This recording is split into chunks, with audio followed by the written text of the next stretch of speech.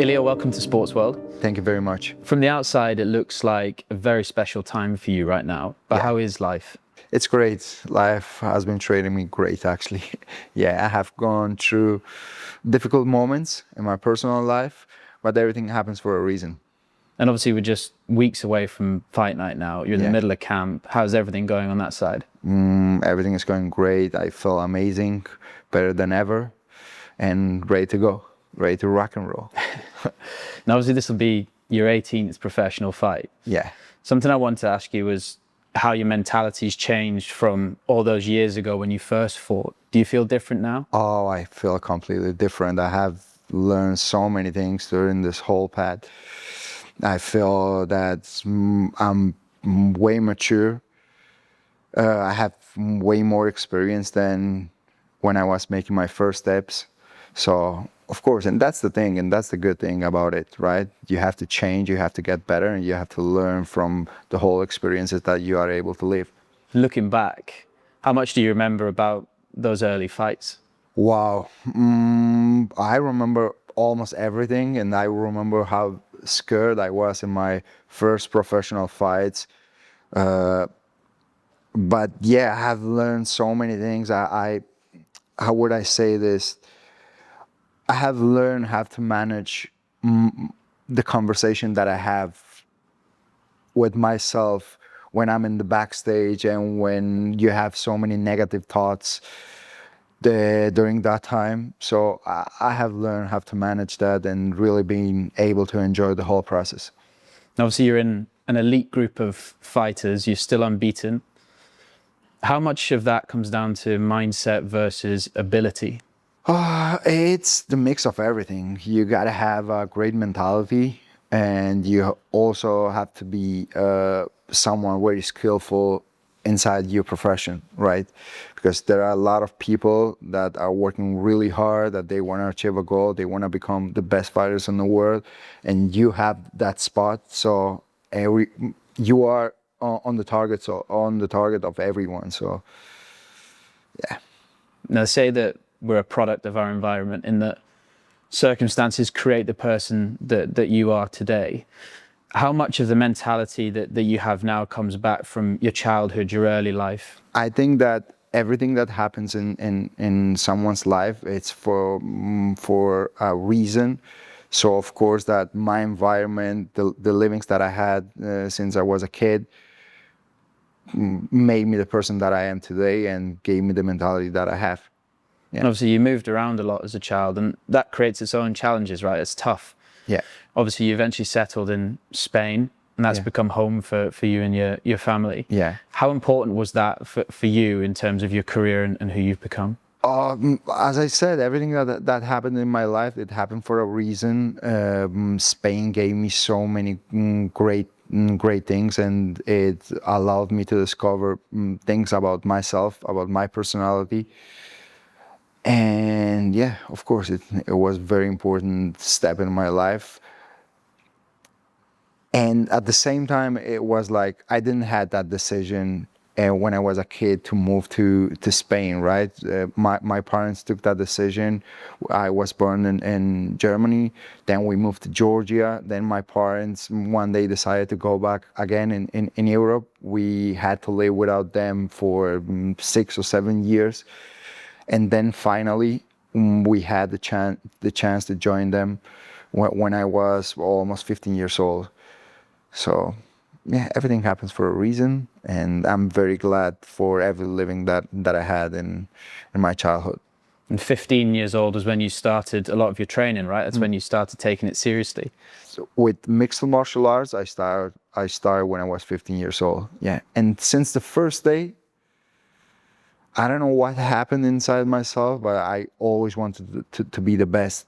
I think I always had that kind of mentality that if I'm doing something, I want to be the best. And if someone could do it, I also can do it. And if no one did it, I can be the first one to do it. When did you start to realize that you actually could be the best? I never really realized it, like, oh, I can be the best. I just believed it. There are many people, there are a group of people that they need to see to believe. And I pertenezco. ¿Cómo es pertenezco? I belong to a different type of group. I first of all believe it, and then I see it. Whatever I want in my life, I close my eyes, I start visualizing. I believe that I have it.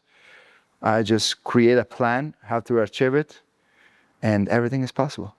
And I'm the proof of that. How do you look back at that last 10 years, the career that you've had already? It's been amazing. The whole experience, every details that I remember. I'm so proud of everything that I have done with my people. Yeah. And obviously, I want to just go back to the night that you became champion for the first time. Yeah. What do you remember about that moment?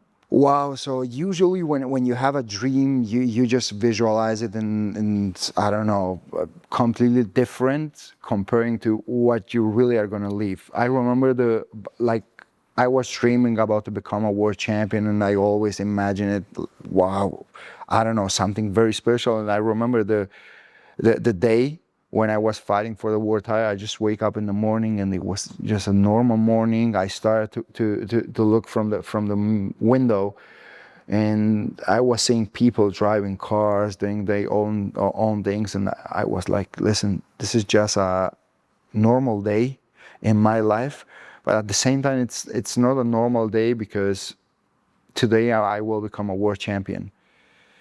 So it's kind of weird, because you have a dream, you want to achieve it, you think that once you achieve it, it's done, that you have done everything in your life.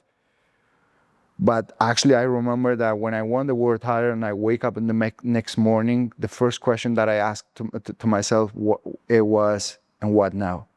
What I'm doing now? Because I already achieved that dream, that I thought that once I achieve it, I'm done. On to the next one. Until the next one. And obviously, your next fight is dubbed to be the biggest ever, right? The UFC at the White House. It's never been done before. It might never be done again. But how do you feel about this moment? First of all, I feel very grateful for the opportunity that I have, that I'm going to fight in the biggest event of sports history. And I feel very grateful and proud about that, and very excited, very excited. Now, obviously, you're coming into this after a time away from the octagon. How have you used that time to make sure you're ready for this fight?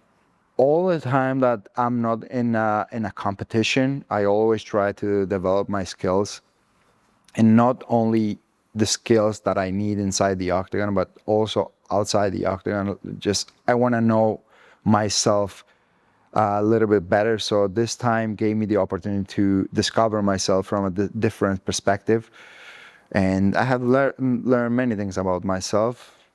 And of course, it helps me to be a better version of myself inside the octagon. If it goes the way you expect and you win? It will go in the way that I expect. Have you thought about what might be next? I don't know. I don't really know. Before, I used to make more predictions about my professional career, like after this fight, I'm going to do this, I'm going to do that. But now I'm just trying to enjoy like the present, you know what I mean? I don't like to make plans for the future anymore. I'm like, no one knows what's going to happen tomorrow. Everything that I have is the present, and I just try to enjoy it. You've got to enjoy the journey, right? Yeah, the whole journey. Now, obviously, outside of the octagon, life's just as busy for you, right? You seem to be doing so much stuff. Do you enjoy that part of being an athlete? I enjoy it a lot. I enjoy everything that happens in my life. I really enjoy it. And as I told you, I'm very grateful for everything that happened, and it's happening in my life. I want to talk about Richard Mille. Yeah. Which is a groundbreaking collaboration, right? What you've done is the first time it's ever happened within your sport. It's a personal achievement for me. Definitely. Definitely it is. When you are a professional athlete and you're talking about brands and all that, of course you want to be associated with the biggest one, with the best ones. And I don't know, there are very few brands that are bigger than Richard Mille. So having that recognition from a brand like Richard Mille that they want to partner with you, it feels amazing. And it shows that they share your values, right? Yeah. You're very similar in terms of your outlook, in terms of what they do as a brand, and what you do as a fighter. And it means the world to me, actually, that a brand like a Richard Mille wants to work with you. Well, I don't know. Crazy things. Sports World, the magazine, is huge in football, right? I know you're a big football fan. I know you're a Real Madrid fan. Yeah. Tell us a bit about where that comes from. Since I was a kid, I don't know. I always liked the values that the team represented. I always had a lot of idols in the team. So, yeah, I always. If you would ask me, like, what kind of sport would I do if I wasn't a MMA fighter, I would tell you soccer, because I don't know. I love playing soccer. I love watch it. Yeah, it's a great sport. So Sergio Ramos has become, a good friend of yours. You've been training with him. Yeah. How much do you enjoy that? Oh, I enjoyed it a lot. I remember when I was a kid, I was watching him playing, and he was my idol. Like, actually, one of my favorite players of all time was Sergio Ramos. And actually, it was so crazy when he called me for the first time, and he told me, like, let's hang out, let's do some training together. And I was like, of course, whenever you want. And he came to my house. We did the first training session. We connect in a proper way, and we made a friendship since that moment. Will he be ringside on fight night? Probably. He told me that he's coming, so I think he's gonna be there. And I read as well that you would love to fight at the Bernabeu at some point. Yeah, I would love it. Is that still a dream? That's still a dream, of course. Actually, I would love to make my last fight in Spain in the Bernabeu Stadium. It has been a long time that I didn't fought in Spain, so I want to do it. That would be the best homecoming of all time. Wow. Doing my walkout with the mariachis, everyone singing. Wow, that could be crazy. Now, something I wanted to speak to you about as well is fatherhood. You're a father to three children. How much has that changed your life? Oh, it changed completely my life, because since you become a father, it's like you start living the life from a different perspective. You feel the responsibility from a different way. It's not anymore only about you. You have different responsibilities, and you want to make your kids be proud about whatever you're doing. So, yeah. Has that changed the way that you approach a fight? It changed everything. It changed the way that I approach life. And you are a role model, not just to them, but to millions of other children around the world, right? I love it. I love to hear that. That must be an amazing feeling. It's an amazing feeling. Actually, it is. And I love every time that a kid comes to me and they tell me, like, I'm a huge fan. I love watching your fights. I love this, that. I don't know. It llena mi corazón. I'll pretend I know what that meant. Yeah. It fulfills my heart. Yeah. Now, looking ahead, what kind of legacy would you like to leave behind? I want to be the example that it doesn't matter where you come from if you know where you're going. That if you have the discipline, if you have the faith, you can move mountains. You know what I mean? This is the kind of example that I want to live.